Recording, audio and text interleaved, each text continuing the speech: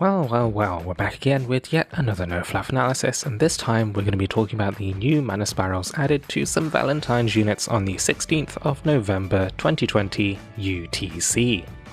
Let's get straight to it with the first unit receiving a spiral, the 5-star Flame Staff, Valentine's Hildegarde.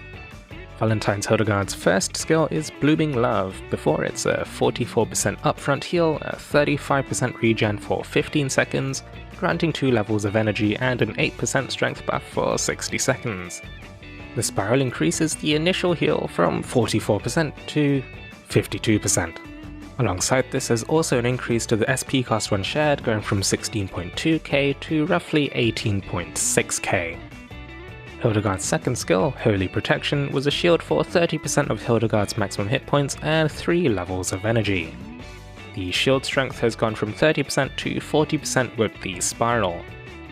Her first ability, previously Striking Strength Debilitator, gave a 70% chance to her 4 strengths of inflicting a 3% strength debuff. This has now become Rosy Saint, gaining a guaranteed 4-strike dispel as well as increasing the chance to 100% to inflict a 5% strength debuff.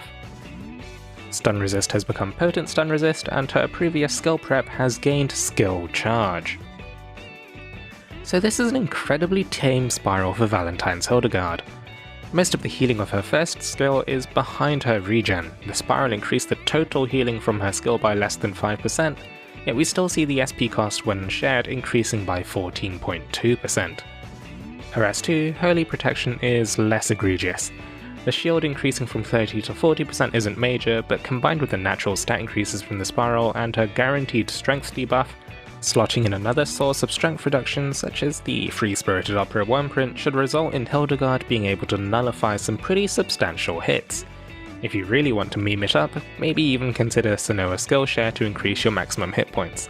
But that's probably too many eggs in one basket since Hildegarde's shield costs 13k SP to charge. Then again, it might not be too bad with her new skill charge, but at this point we're knee deep in theory crafting. The other point to consider is that Hildegarde gains a guaranteed spammable dispel with her 4 strikes. This is a pretty minor point, but could provide a tiny bit of utility by cleansing Volk's strength buffs in Master. However, I'm not entirely sure if a regen-only healer is appropriate to use in Master Volk. Someone else with more healer experience might know more, but this might mean that Hildegarde will have to slot in a secondary burst heal to handle Plague at the right points of the fight. If you happen to use Valentine's Hildegarde's shared skill, this is a pretty terrible spiral. Even if you don't, I think it's pretty mediocre, especially if you already have Halloween Lowen. If you don't have Halloween Lowen though, I still don't think I would recommend this. Even though Hildegarde gains a guaranteed spammable dispel, unavailable to the rest of the Fire staff roster, I don't think this will disrupt the fairly concrete matter of using Halloween Lowen. That kid just has too much going for him. Next along is the 3-star Flame Sword, Valentine's Orion. His first skill, Spinning Brûlée, dealt 1216% over 2 hits and had a 100% chance of inflicting a 12-second burn, dealing 80.3% damage with each tick. Okay, I said dealt 1216, post-spiral it still deals 1216. Instead, we see an increase of the burn ticks going to 97% each, and the burn chance increasing from 100% to 120%. Valentine's Orion's second skill, Sweet Protection, was a 15-second, 15% defense and 10% strength buff. This is increased to 20% defense and 15% strength, but with the same duration. The SP cost when shared is increased from 15.3k to 17.2k. Valentine's Orion's first ability of Strength Double Buff has gone from 8% to 15%. His second and third abilities, granting him a combined 75% Curse Resist, has gone to 100% Potent Sleep Resist. So this is yet another incredibly tame spiral.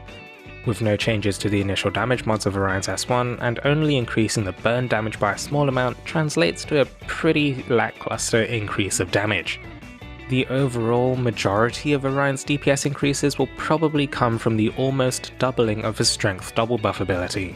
This happens to couple somewhat well with Halloween Lowen's defense buff on his regen heal, but seeing as mindlessly spamming regen heals in Volk is a recipe for disaster, the efficacy of that is somewhat limited.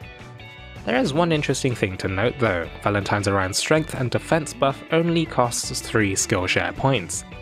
While it's of lesser buffing strength than Templar Hope and Patia and also costs more SP points, it's also the most flexible when it comes to deciding on shared skills to use.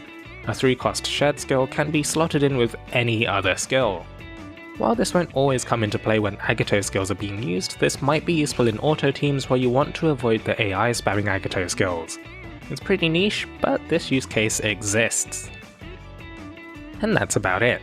As for my overall summary, well, neither of these spirals really introduce anything I foresee shifting the meta for Volk.